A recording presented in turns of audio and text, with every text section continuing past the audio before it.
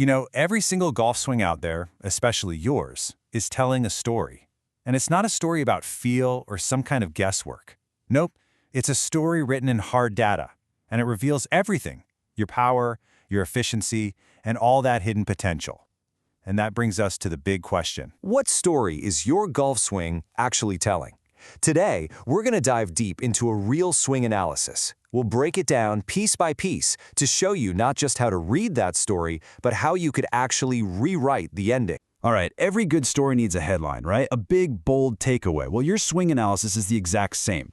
We start with a sort of report card, one single number that cuts right through all the noise. No confusing jargon, just a simple, straightforward grade. And that number is 60. This is what's called the Universal Swing Score, or USS. It's a scale from 1 to 100. So 60 is our headline. But my first thought is, okay, what does a 60 really mean? Is that good? Average? We need some context here. And here's where it all starts to make sense. A score of 60 puts this player right in the zone of a 13 handicapper. So you're doing much better than a high handicapper who's down at 43. But it also shows you the mountain you've got to climb to get to a D1 college player at 77, or, the pros, who are averaging an 84. Now we know where we stand. So we know the what, a score of 60. Now for the fun part, digging into the why. We're going to start by popping the hood and looking at the engine of the golf swing, speed. And believe me, this is where the plot starts to get really interesting. Now, at first glance, 96 miles per hour, hey, that sounds pretty good for an amateur player, right? But hold on. Look at the speed score the report gives it, a measly 19 out of 100. That, right there, is a massive red flag. There's a huge disconnect between the speed itself and how that speed is being graded. So, what's putting the brakes on? Okay, and here we go. When we break that speed score down, we see a story of extremes. The horizontal movement, the sway, that's awesome, an 84. Rotation is fine, a 36. But just look at that bar in the middle. The verticals are at a 4, not 40, 4 out of 100. We've just found our smoking gun. So what in the world are verticals? It's actually pretty simple. It's the force you generate from the ground. Think about it like a basketball player jumping for a rebound. They squat down and explode up. It's that same idea, using your legs to push off the earth to create a powerful chain reaction up your body. And this swing is missing almost all of it. Now, based on that speed score, you'd probably think the whole swing is just a complete mess, totally inefficient. Well, prepare for a plot twist, because what we're about to see, it completely flips the script. An efficiency score of 81 out of 100. Wow, that is incredibly high. It means this golfer is a master of sequencing. They know how to get their body parts, the pelvis, the chest, the arm, and the club, to fire in the perfect order.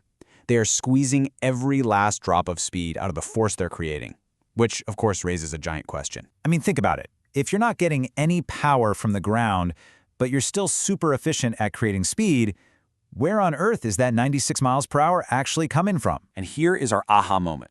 Just look at this breakdown. A massive 55% of this swing speed is coming from the wrists. That's way, way above what you'd see on tour.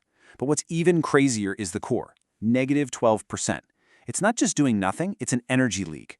The core is literally slowing the club down, forcing the hands and wrists to go into overdrive just to compensate. The analysis report just lays it out there, plain and simple.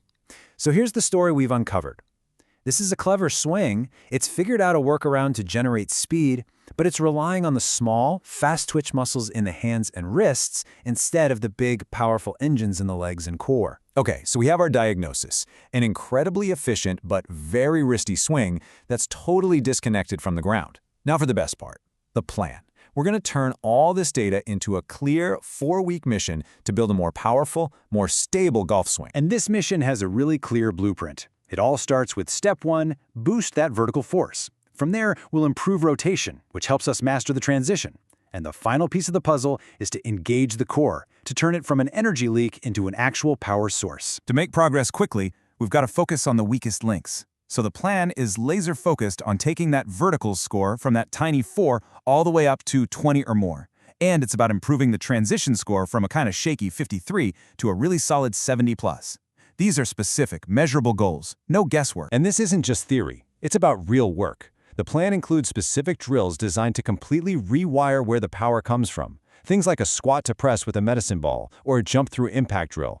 They all have one simple goal: to teach the body how to use the ground to create power again. So we've got the diagnosis, we've got the 4-week mission. So what's the payoff? Let's look at the prize at the end of all this, the kind of transformation we can expect when this mission is complete. This is what it's all for. Clubhead speed jumping up 5, maybe even 8 miles per hour, finally breaking that 100-mile-per-hour barrier. The vertical score goes from 4 to over 20, a 5-fold increase. The core flips from being a negative 12% drain to being a positive contributor. And the reliance on the wrists drops way down as the big muscles finally start doing the work. That's not just an improvement, that is a complete engine overhaul. And really, that brings us to the single most important idea here. The goal isn't just about swinging faster, it's about creating smarter speed. It's about a fundamental shift, trading the small, delicate, timing-based muscles of the wrists for the powerful, reliable, and sustainable muscles of your legs and your core. So in the end, you see this data does way more than just tell you where you are. It shines a bright light on the exact path forward. It literally hands you the blueprint for change. So the only question that's left is the one right there on your screen. The data shows the path. Are you ready to build your new swing?